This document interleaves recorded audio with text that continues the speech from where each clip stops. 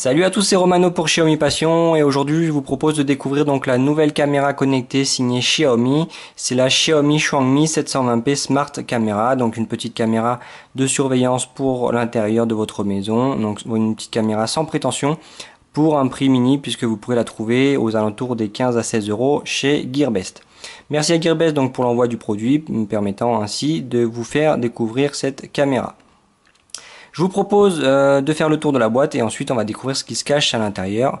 Puis je vous ferai voir avec Mi Home comment affilier votre caméra. Allez, on va déballer la petite caméra. Donc sur la face avant, on va retrouver donc la photo de la caméra, donc avec un design assez sympa, assez rigolo. Sur le côté droit, on va retrouver donc un QR code permettant de trouver des informations concernant la caméra. Et sur le côté gauche, déjà quelques informations concernant ses fonctionnalités. Donc on va retrouver voilà, donc là sa prise d'image se fait en HD, pardon, donc en 1280 par 720p, sur un angle de vue de 120 degrés, des prises de vue possibles en nocturne, voilà, donc la nuit, et elle a une fonctionnalité pour la détection de mouvement jusqu'à 10 mètres. Au dos, on va retrouver quelques informations concernant sa compatibilité. Donc compatible avec le Wi-Fi et Android 4.4 et iOS 8.0. Allez, on va déballer la caméra. Donc à l'intérieur, on va retrouver donc une petite documentation en chinois, voilà, comme d'habitude, avec le petit QR code qui va bien, permettant de télécharger l'application Mi Home, puisque sans cette application, vous ne pourrez pas connecter votre caméra et la configurer. Voilà. Je vous ferai voir ça après. Dans la boîte, on va retrouver donc le cordon d'alimentation, voilà, couleur blanche, qui est assez long, donc qui permettra de mettre la caméra un peu partout. En revanche, dans la boîte, il n'y a pas de prise secteur, donc pensez bien à en commander une chez Gearbest quand vous allez faire votre commande. Je vous conseille la marque Nilkin, voilà, elle coûte 5 euros et la prise fonctionne vraiment très bien, c'est de la qualité. Voilà, et on va retrouver ici la caméra. Voilà, une caméra assez sympa, plutôt rigolote. Voilà.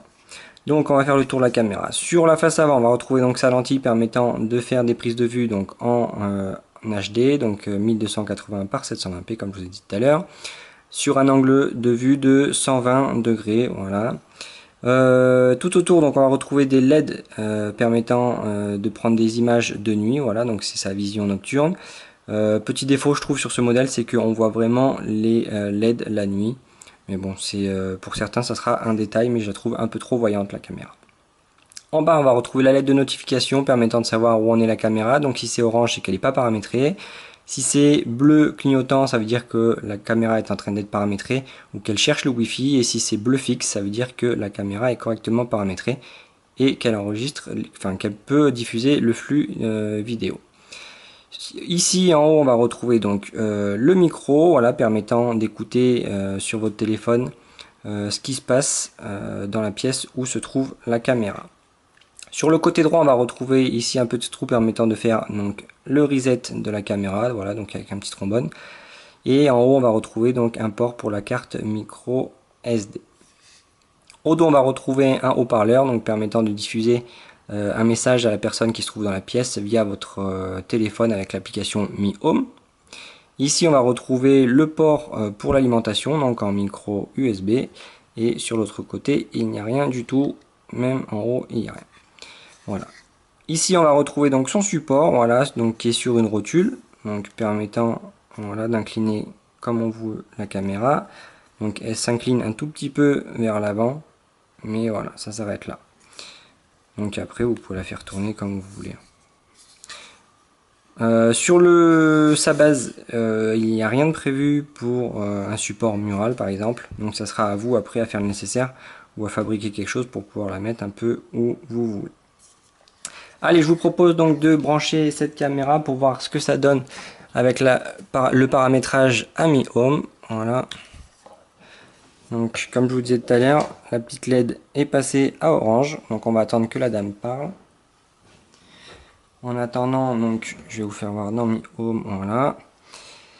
Donc, comme je vous l'ai dit tout à l'heure, il faut absolument l'application Mi Home pour la paramétrer. Dedans, donc tout sera en anglais, donc pas de souci. Voilà. Donc là, vous pouvez voir les LED pour la vision nocturne, donc un peu voyante. Voilà, c'est un petit défaut. Pour le prix, on peut pas lui en vouloir, puisque comme je vous l'ai dit, entre 15 et 16 euros, vous pourrez vous la procurer chez Gearbest. Donc voilà. Voilà, donc la dame a parlé, donc vous appuyez ici en haut plus. Voilà, donc nouveau device a été détecté. Voilà, donc vous avez bien entendu la voix. Next. Donc là, ça cherche mon Wi-Fi.